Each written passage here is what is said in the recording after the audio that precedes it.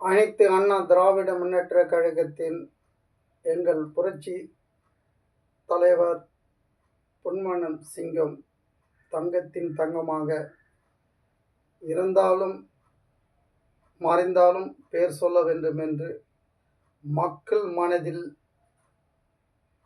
இடம் பிடித்த எங்கள் புரட்சி எங்கள் எம்ஜிஆர் அவர்களை வணங்கி, புரட்சி தாயை வணங்கி, இரு தெய்வங்களை வணங்கி, எங்கள் அடி தொண்டனாக தொட்டிப்பட்டி எங்கே இருக்கின்ற அனைத்து மாவட்டத்தில் இருக்கிற தொண்டர்களுக்கும் இந்த பதிவை போடுகிறேன். மரகத குமரவேல் ஒரு எம்எல்ஏ ராஜினாமா பண்ணிட்டு மதுராந்த எம்எல்ஏ பேசுது, எங்கள் எடப்பாடி தான் 100 கோடி வாங்கிட்டாரு, 50 கோடி வாங்கிட்டாரு. உன்னை ஒரு வாட்டி எம்பியாக இருந்து 2 வாட்டி எம்எல்ஏ இருந்து கட்சி சுகத்தை அழிச்சிட்டு இன்றைக்கி போய் தாவேக்கா தான் எங்கள் தளபதி தான் நல்ல தூய்மையான ஆட்சி. அப்போ நார ஆட்சி சம்பாதிச்சு அந்த பணத்தில் எடுத்துகிட்டு வந்து கொட்டிட்டு ஏழைங்களுக்கு கொடுத்துட்டு போ.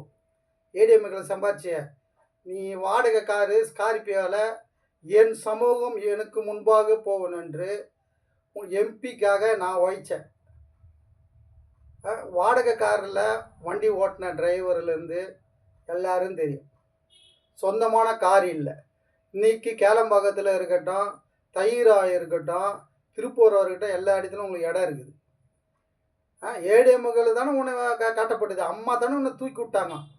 உப்பட்டுறவரு உள்ளவரு நினை ஒரு ஒரு ஒரு வேலை ஒன்று செஞ்சாங்க, எவ்வளோ நன்றியாக இருக்கிறான். ஒரு அடி தொண்டை இருக்கிறான் விசுவாசமாக ஏடிஎம்களை. நீ என்னன்னா எங்கள் தளபதி தான் தூய்மையான ஆட்சி இன்னும் கத்திக்கினுக்கிற. உன்னை இதை யார் ஆளாக்கி விட்டது? ஏடிஎம்கு கட்சி தான். நல்லா புரிஞ்சுக்கோ. இது மருந்து பேசுகிற எங்கள் எடப்பாடி படித்து இப்போ பேசுறதுக்கு உனக்கு அருகதி கொஞ்சம் கூட இல்லை. இத்தோட உன்னுடைய வார்த்தைகளை அடக்கி பேச வேண்டும். இத்தோட நீ அடக்கி பேசணும். நன்றி, வணக்கம்.